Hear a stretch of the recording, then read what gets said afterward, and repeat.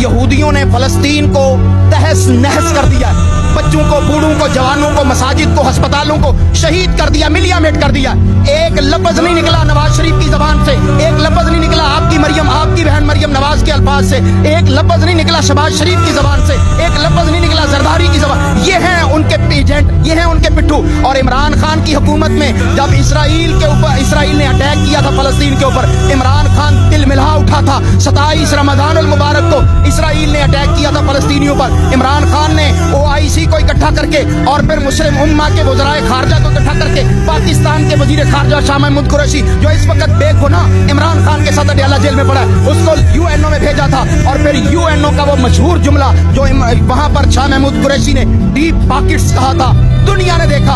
और फिर वो जंग किस तरह रुकी, पाकिस्तान ने रुकवाई, इमरान खान ने रुकवाई। आज ये मामे चाचे बने हुए उम्मत मुस्लिमा के पाकिस्तान के लीडर हैं और ये